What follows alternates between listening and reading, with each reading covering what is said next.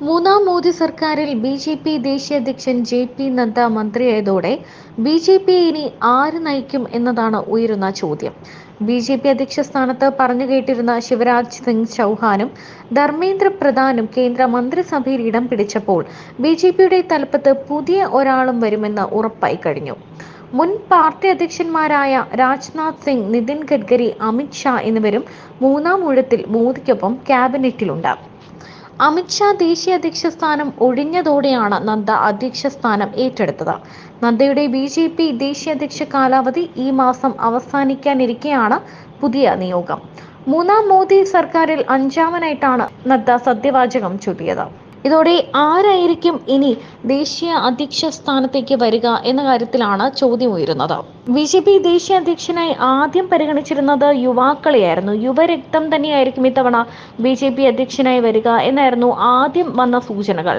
എന്നാൽ പിന്നീട് നാരീശക്തിയിലേക്ക് കടന്നു. ബി.ജെ.പിയെ സംബന്ധിച്ചിടത്തോളം, അല്ലെങ്കിൽ മോദി സർക്കാരിനെ സംബന്ധിച്ചിടത്തോളം, സ്ത്രീകൾക്ക് പ്രാധാന്യം നൽകുന്ന ഒരു സർക്കാരാണ് നമ്മുടെ ബി.ജെ.പി. മോദി സർക്കാർ. അതുകൊണ്ട് കൂടുതലും സ്ത്രീകൾക്ക്, അല്ലെങ്കിൽ സ്ത്രീ പ്രവർത്തകർക്ക് മുൻഗണന നൽകുന്നുണ്ടായിരുന്നു. അതിനുദാഹരണമാണ് ശോഭാ സുരേന്ദ്രൻ.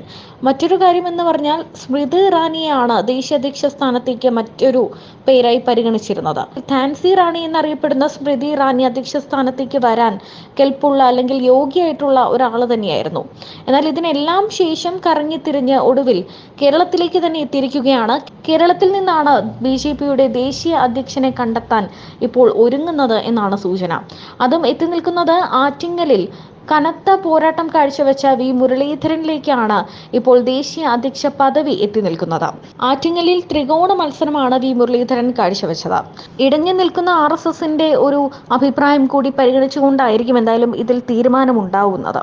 അതേസമയം ബി.ജെ.പിക്ക് പുതിയ ദേശീയ അധ്യക്ഷൻ ജനുവരിയോടെ ആണ് വരുന്നതെന്നാണ് സൂചന. ജെ.പി. നദ്ദ താൽക്കാലിക അധ്യക്ഷനായി തുടർന്നേക്കും എന്നാണ് റിപ്പോർട്ടുകൾ. കേരളത്തിൽ താമര വിരിഞ്ഞ സാഹചര്യത്തിൽ നേതൃമാറ്റം ഉണ്ടായിക്കില്ല. മന്ത്രിസഭ നിലവിൽ വന്നു. അടുത്ത നീക്കം പാർട്ടി പുനർസംഘടനയാണ്. പുതിയ അധ്യക്ഷൻ വരും വരെ വർക്കിംഗ് പ്രസിഡന്റിനെ നിയോഗിക്കും. നദ്ദ തന്നെ വർക്കിംഗ് പ്രസിഡന്റ് ആകാനായിരിക്കും സാധ്യത. പാർട്ടി പാർലമെന്ററി ബോർഡ് യോഗം ചേർന്നായിരിക്കും തീരുമാനം. G7 ഉച്ചകോടിക്ക് ഇറ്റലിയിലേക്ക് പോകുന്ന പ്രധാനമന്ത്രി മടങ്ങിയെത്തിയ ശേഷം ചർച്ച തുടങ്ങും. അംഗത്വ വർധന ക്യാമ്പയിൻ ഉടൻ തുടങ്ങും. ജനുവരിയോടെ പൂർത്തിയാക്കാനാകും തീരുമാനം. അതിനുശേഷമായിരിക്കും പുതിയ അധ്യക്ഷനെ തെരഞ്ഞെടുക്കുക.